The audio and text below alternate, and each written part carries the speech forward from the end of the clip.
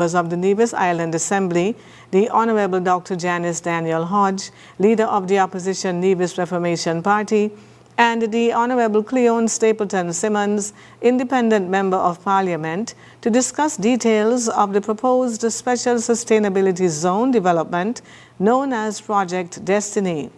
The meeting was held in the Cabinet Room at Pinnes Estate, where Cabinet members presented detailed information on the project. The session featured a video address by Destiny's founder, Oliver Janssens, and a comprehensive presentation outlining the project's vision, development model, and expected economic impact.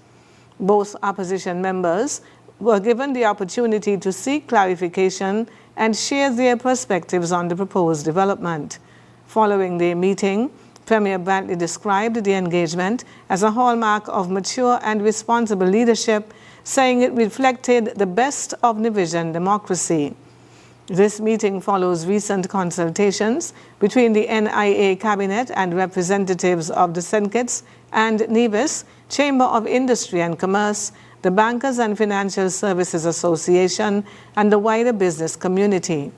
Premier Brantley said public sensitization efforts will continue with upcoming town hall meetings to ensure all divisions are informed about the proposed SSZ Destiny project and its potential benefits for the island's sustainable development. The St. Kitts Electricity Company Limited, SCELEC, is advising the public of scheduled maintenance outages from Monday 13th to Friday 17th October. These outages are necessary to carry out maintenance work as part of the company's ongoing efforts to improve service reliability. The affected areas and times are as follows. Monday, October 13 from 9 until 3 in the afternoon, power will be interrupted in Pine Garden Housing Shadwell and in Race Course Project Newton Ground. Wednesday, October 15, from 9 in the morning to 3 in the afternoon, the outage will affect Garvey's housing project in Trinity. Customers in these communities are asked to note that electricity may be restored earlier or later than the scheduled times. SCELEC apologizes for any inconvenience caused and thanks the public for its understanding and cooperation. Persons who remain without power after the scheduled times are asked to call 465-2013 or 600 from a mobile phone to report the outage. For more updates, visit the company's Facebook page, SCELEC St. Kitts Electricity Company Limited, or log on to www.scelec.kn. In regional news, Prime Minister of St. Vincent and the Grenadines, Dr. Ralph Gonsalves, has lauded Dominica's economic recovery following years of adversity, describing the island's progress as remarkable and worthy of recognition. Speaking on Thursday night at a lecture marking the 25th anniversary of the death of former Dominican Prime Minister Roosevelt Douglas, Gonsalves, the Caribbean Community's CARICOM longest-serving head of government, said Dominica's achievements should not be taken for granted, given the many hardships the island has endured. He credited Prime Minister Roosevelt Skerritt for guiding Dominica through difficult times, but cautioned the citizens against complacency and political division. Gonsalves pointed to Dominica's placement in the 2025 Human Development Index report by the United Nations Development Programme, UNDP, which ranks the country in the very high human development category as evidence of its resilience and progress. And now for a look at news on the international scene. U.S. Vice President J.D. Vance has warned of further workforce cuts in addition to the thousands of jobs already axed if the government shutdown is not resolved. The longer this goes on, the deeper the cuts are going to be, Vance told Fox News. To be clear, some of these cuts are going to be painful.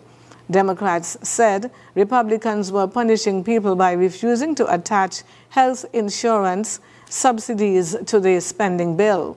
Hundreds of thousands of federal employees are already on leave without pay as the shutdown approaches its second week. No congressional vote is scheduled that could reopen the government. The standoff began on the 1st of October after Democrats rejected a short-term funding bill.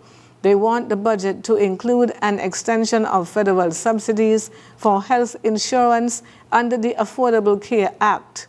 The Trump administration announced on Friday that 7 agencies, including the CDC, had started firing over 4,000 staff. But some of those CDC layoff notices were sent in error, a spokesman for the health department told the BBC's U.S. news partner, CBC News. Out of about 1,300 CDC workers who were fired on Friday, around 700 were reinstated on Saturday, the employees' union told CNN. Essential workers like police and air traffic controllers are required to continue working also without pay.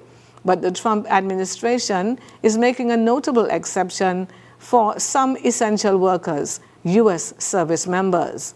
Trump directed Secretary of War Pete Hegseth to find available funds to get troops their paychecks this week, and Hegseth delivered. And now for the weather. At this hour, skies are cloudy with light showers and a slight dust haze across parts of the islands. Winds are blowing from the east at around 13 miles per hour with temperature of 27 degrees Celsius or 81 degrees Fahrenheit. Tonight's forecast: partly cloudy skies with a moderate 40% chance of showers. Tomorrow, expect partly cloudy conditions with a 60% chance of showers throughout the day. Winds will continue from the east at 10 to 18 miles per hour, and seas will range from between 2 and 5 feet. Sunrise tomorrow morning is expected to be at approximately 6 o'clock, and the sunset this evening will be at around 10 minutes before 6. That brings us to the end of the ZIZ Midday newscast. Join us this evening for these stories and more in detail. Thank you for tuning in. I am Jasmine Thomas. God bless you.